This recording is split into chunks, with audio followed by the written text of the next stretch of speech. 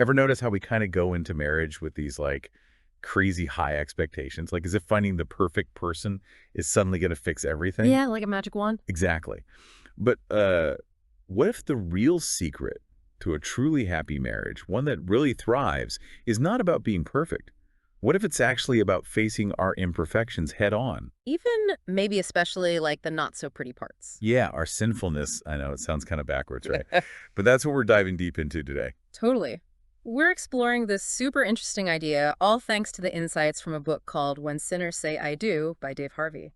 And what really struck me right off the bat is how this whole idea just completely flips the script on pretty much everything we hear about relationships these days. It really does. I mean, think about it. We're constantly bombarded with this message of like self-improvement, gotta find your perfect soulmate, gotta optimize Oh, everything. absolutely. And then this idea comes along and says, hold on a second.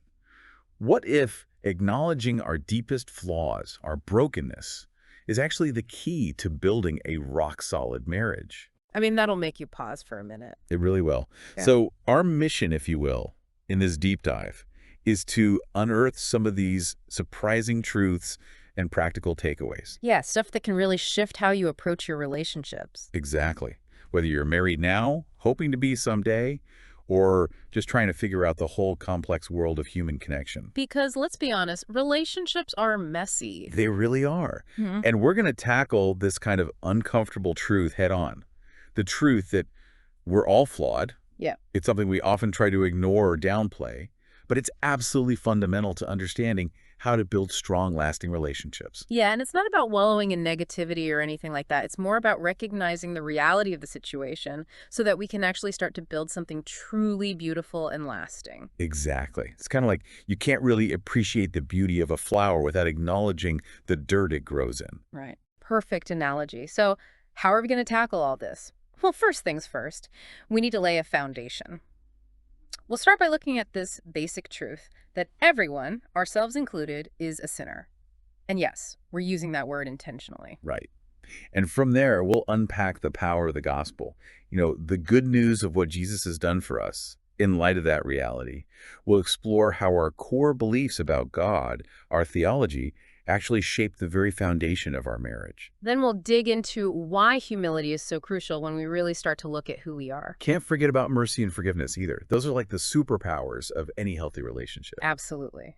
And then we'll take a step back and look at the bigger picture, how marriage actually points to something beyond just us, to God's glory. And last but not least, we'll get down to the nitty-gritty, the practical stuff, how to actually live out these principles in our everyday lives. Sounds like a plan. Ready to jump in? Let's do it. So, this whole idea of being a sinner, it can feel kind of heavy, right? Mm.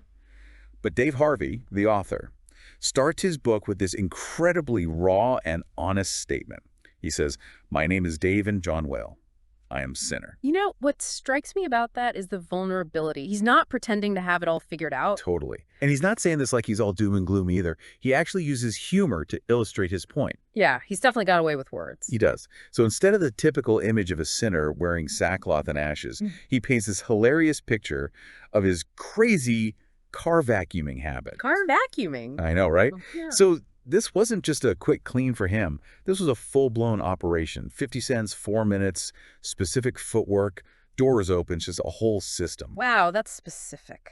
Oh, incredibly. He became this human black hole, as he puts it, sucking at every speck of dirt. Probably lost important documents, maybe even small pets in the process. Okay, I'm starting to see where this is going. The point is, he was obsessed with doing it his way, the right way. So even in something as mundane as vacuuming a car, this deeper issue of control comes out. Exactly. He was driven to compete to be the best, even if it was just at vacuuming. And it gets even funnier. One day at the car wash, in the middle of his 4-minute auto sweeping system by Dave, disaster strikes. Oh no, what happened? He cracks his knee on the car door. I'm picturing this guy lying there in pain. But all he can think about is that the clock is ticking and his precious system is falling apart. Oh my gosh, that's both hilarious and kind of sad. It really is. But you know what? Despite being dizzy and in pain, he hobbles back and finishes vacuuming the car within his 4 minutes. Wow. Talk about dedication. Or maybe, a touch of stubbornness. Maybe a bit of both. But the point is, he uses this funny story to illustrate a deeper truth. He admits to having control issues, to wanting to be right all the time, to even dismissing other people's perspectives because he hates being wrong. And that's something we can all probably relate to on some level. Oh, absolutely. We all have those little quirks, those tendencies that reveal something about our hearts, even if they seem harmless on the surface. Exactly. And what's significant here is that Harvey, someone who's pastored couples for over 20 years, is openly admitting that he struggles with these things too. Yeah, it's really refreshing, isn't it? Yeah. He's not pretending to be some kind of perfect relationship guru. He's saying, hey, I'm a sinner just like you. And that makes his message so much more relatable. It really does. He even brings in a verse from the Bible that really resonated with him. Yeah. Galatians 5:7c says, "For the desires of the flesh are against the Spirit, and the desires of the Spirit are against the flesh. For these are opposed to each other to keep you from doing the things you want to do." It's describing this internal battle we all face, right? This pull between our sinful nature and our desire to follow God. Exactly. And he points out that this was written by the Apostle Paul, someone we might think of as being super spiritual, but even he acknowledged this struggle. Which is really encouraging because it means none of us are alone in this. Totally. And Paul himself provides this really interesting contrast in his writings. In Philippians 4:13, he says, "I can do all things through him who strengthens me." He's talking about the incredible power we have through our faith in Jesus. Yeah, that's a very popular verse. It is. But then in Romans 7:24, he cries out, "Wretched man that I am, who will deliver me from this body of death?" He's acknowledging the reality of his sinfulness, even as a follower of Christ. So even these big figures in the Christian faith, they weren't immune to these struggles. Not at all. And Harvey actually highlights some of the benefits of admitting this truth about ourselves. In the preface of his book, he says that, first of all, it puts us in good company. Right, we're in the same boat as all these heroes of the faith who wrestled with their own imperfections. Exactly. Second, we're finally acknowledging something our spouses have probably already figured out. True. But the most important benefit, he argues, is that it makes the sacrifice of Jesus so much more precious to us. Because we finally see our need for a savior. Precisely. Jesus himself said, "Those who are well have no need of a physician, but those who are sick. I have not come to call the righteous, but sinners to repentance." It's that recognition of our brokenness that makes the offer of grace so powerful. Exactly. Harvey uses this great analogy. He says, marriage is basically two people toting the luggage of life. And that luggage, it always contains sin. I love that analogy. So true. It might get unpacked on the honeymoon, or maybe it waits a few weeks, but those suitcases are always there. And sometimes they burst open at the worst possible times. Oh, for sure. And we can't really deal with our marriages, honestly, without acknowledging what's in our own baggage. Because let's be honest, sometimes we're carrying around some pretty heavy stuff. We are. And Harvey's point is that our sin is the backdrop against which the brilliance of the gospel really shines. It's like those stars. You can only see them in the darkness. Yeah, perfect analogy. So we've laid the groundwork. We've acknowledged the problem. We're all sinners. Now, let's turn to the solution. The good news. The good news. The gospel. And how it completely changes everything. It's not enough to just admit we're messed up, right? We need a way forward. Exactly. And Harvey emphasizes that Jesus didn't come just to be a good example for us. He came to actually take the punishment for our sin. The consequences of that very first sin in the Garden of Eden. Yeah. And his death on the cross, that's what allows us to have a relationship with God again. It's not just some minor theological detail. It's the core of Christianity. Absolutely. Yeah. He says the gospel is the heart of the whole Bible. Everything in the scriptures either leads up to it, explains it, or shows us how to live because of it. It's like the central theme, the thread that connects it all. Exactly. And through Jesus' perfect life, his death, and his resurrection, we have a complete solution for our sin. Not just for the mistakes of the past, but for our present struggles and the temptations we'll face in the future. It's like this ongoing source of grace. It is. And it's really important to grasp just how profound this is. God, who is perfect and holy, chose to send his son to die for us. For us who are so messed up, it's mind-blowing when you really think about it. It really is. And the gospel explains why we were separated from God in the first place, and why, without the cross, we would face his judgment. It's a tough truth, but it also highlights the immense love and sacrifice involved in our redemption. Definitely.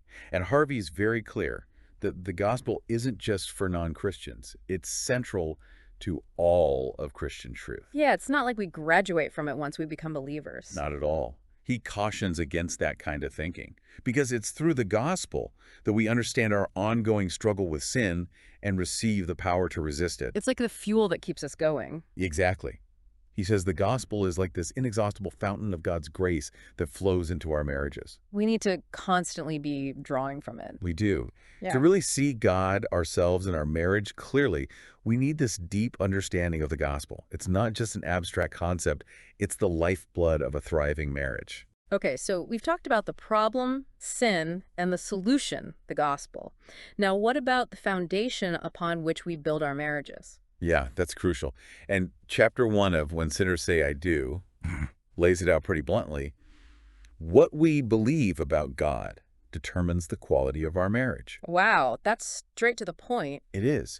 And Harvey goes on to explain this by talking about worldviews, how our understanding of God shapes how we see everything, our origins, our purpose, the afterlife, literally everything. It's like the lens through which we view reality. Exactly. And this leads us to the topic of theology. Now, that word can sound intimidating, like, oh, that's just for pastors and scholars. Yeah, like it's all stuffy and academic. But Harvey actually quotes R.C. Sproul, a well-known theologian, who said, every Christian is a theologian. That's interesting. It is. Sproul argued that the question isn't whether we're theologians, but whether we'll be good ones or bad ones. So it's about what we believe about God and how that shapes how we live. Precisely. And Harvey puts it simply, you're a theologian too. So it's not just about having all the right answers. It's about how our beliefs about God actually play out in our lives. Exactly. And our theology, whether we're conscious of it or not, is on display all the time, especially in our conversation. Especially when we're disagreeing with our spouse. Oh, definitely. Yeah. Harvey gives this relatable example of a couple arguing. He says, it really frustrates me when you do that. And the other person responds, yeah, well, whatever, that's just the way I am. It's not my fault that it pushes all the wrong buttons for you. Sounds familiar. Right. And then he unpacks all the unspoken beliefs that are lurking beneath those seemingly simple statements. Like what? Well, stuff like self-justification, that's just the way I am. And expectations of others, you don't really care about my needs. Even our ideas about what's right and wrong. So even in a simple argument, our theology is at work. Absolutely. Yeah. And he makes this crucial point.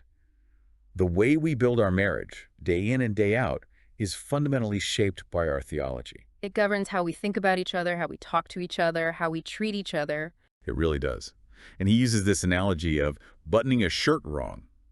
If you get that first button in the wrong hole, the whole shirt will be messed up. I've definitely done that before. We all have. And he says that in marriage, that first button is our theology.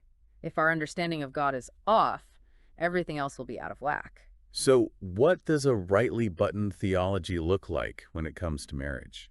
Well, Harvey identifies 3 essential components. First, the Bible as our foundation. Second, the gospel as our constant source of grace. And third, the glory of God as our ultimate focus. Okay, let's break those down. Why is the Bible so important? Well, Harvey explains that it's in the Bible that God reveals himself to us, his character, his plan for our life, his love for us, and most importantly, we meet Jesus. Who is the ultimate revelation of God. Exactly. And marriages that are built on this foundation are naturally Christ-centered. Which makes sense because Christ is the foundation of the Christian faith. He also points out that we live in a time where the very definition of marriage is being debated and redefined all the time. Yeah, it seems like everyone has a different opinion on what marriage is or should be. They do. And when we detach it from any external source of authority, like the Bible, marriage can easily become just another fleeting cultural trend. Oh, absolutely. It becomes whatever we want it to be, which can be dangerous. It can. He gives this example of a pop star who got married on a whim after a night of partying and then had it annulled the next day. Wow, that's extreme. It is. And it highlights the problem of not having a solid foundation for marriage. When we don't have an anchor, we drift with the cultural tides. Which can lead to all sorts of trouble. It can. And that's why the Bible is so crucial. It gives us God's perspective on marriage, his design for it, his purpose for it. It's like the blueprint for a building. You wouldn't want to build a house without a blueprint, right? Exactly. And Harvey uses this analogy of an engineer.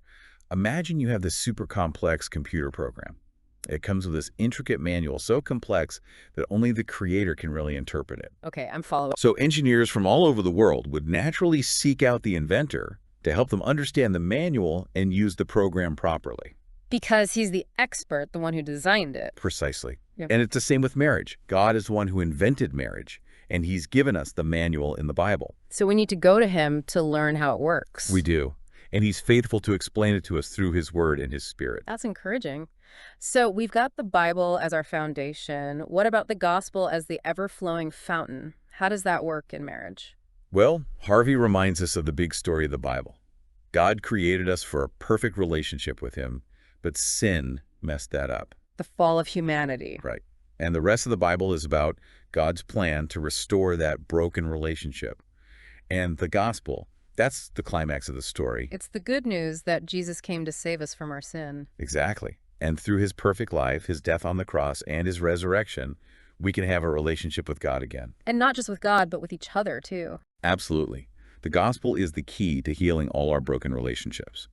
And Harvey emphasizes that it's not just a one-time event. Yeah, it's not like we check that box and then move on. Not at all.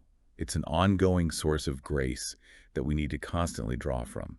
Even as Christians, we still struggle with sin. Which can be discouraging sometimes. It can, but the gospel reminds us that we're not stuck in our sin.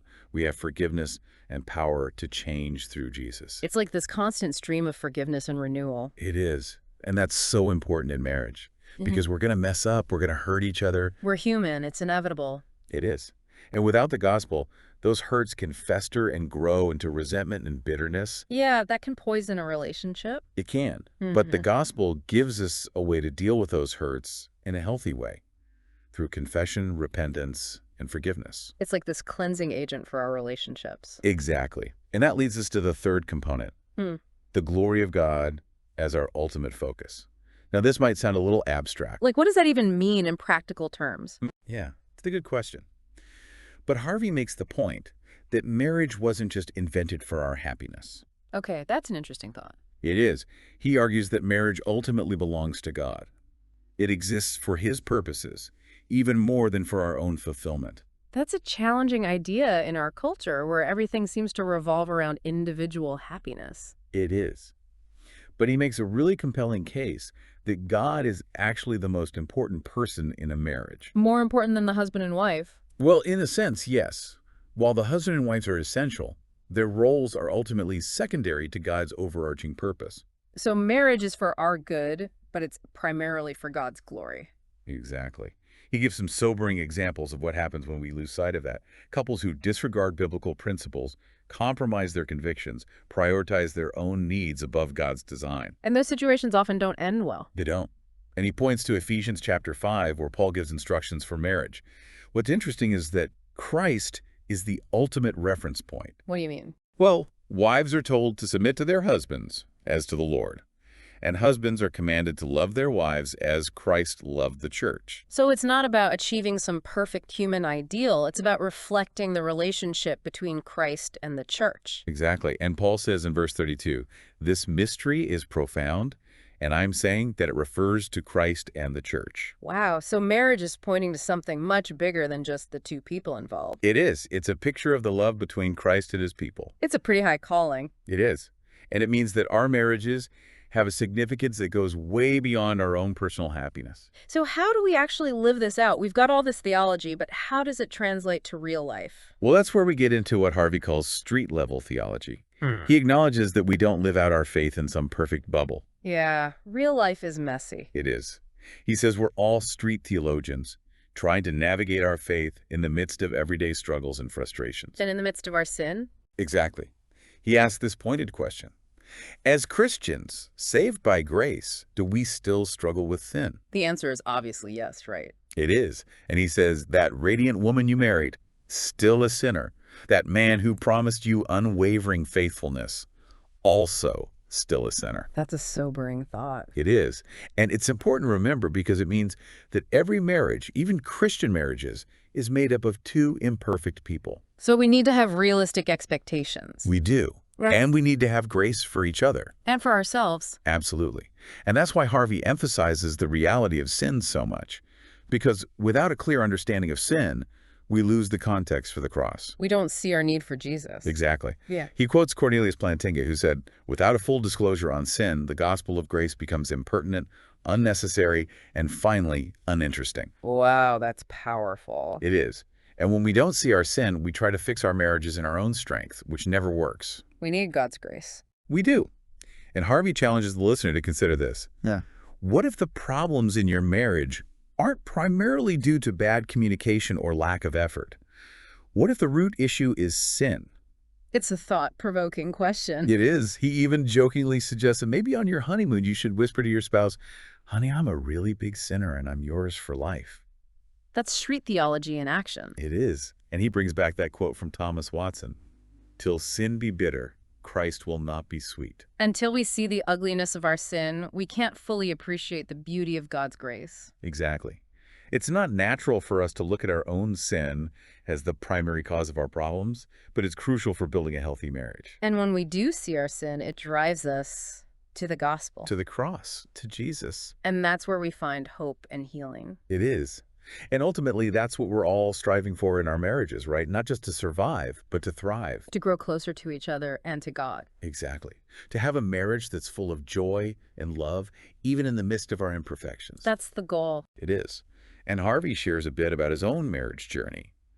He and his wife, Kim, have been married for 25 years. They have 4 kids and a cat. Sounds like a full house. It is. He describes their life as rich, sweet chaos. And he says that their journey started with learning to pay close attention to God's word. To really know God. Yes. He quotes A.W. Tozer, who said, "What comes into our minds when we think about God is the most important thing about us." Wow, that's profound. It is. And he concludes with this encouraging message. If you feel like some of the buttons are out of place in your marriage, don't give up hope. There's always hope in Jesus. Always. And he says that the rest of his book will dive deeper into the practical aspects of living out the gospel in marriage. Things like mercy, grace, forgiveness, and saving our spouses. Exactly. So as we wrap up this deep dive, the key takeaway is this. Acknowledging our sin and embracing the gospel are not burdens, but the pathway to a truly thriving marriage. It's in our weakness that God's strength is made perfect. It is. And that leads us to a final provocative thought. What if the struggles you're facing in your marriage are actually an opportunity to experience God's grace in a deeper way? What if they're actually the path to a stronger, more joyful relationship than you ever imagined? It's definitely something to ponder. Thanks for joining us on this deep dive. It's been a pleasure. Ever notice how we kind of go into marriage with these crazy high expectations, as if finding the perfect person is suddenly going to fix everything? Yeah, like a magic wand. Exactly. But what if the real secret to a truly happy marriage, one that really thrives, is not about being perfect? What if it's actually about facing our imperfections head on? Even maybe especially like the not so pretty parts. Yeah, our sinfulness. I know it sounds kind of backwards, right? But that's what we're diving deep into today. Totally. We're exploring this super interesting idea, all thanks to the insights from a book called When Sinners Say I Do by Dave Harvey. And what really struck me right off the bat is how this whole idea just completely flips the script on pretty much everything we hear about relationships these days. It really does. I mean, think about it. We're constantly bombarded with this message of self-improvement, gotta find your perfect soulmate, gotta optimize everything. Oh, absolutely. And then this idea comes along and says, hold on a second. What if acknowledging our deepest flaws, our brokenness,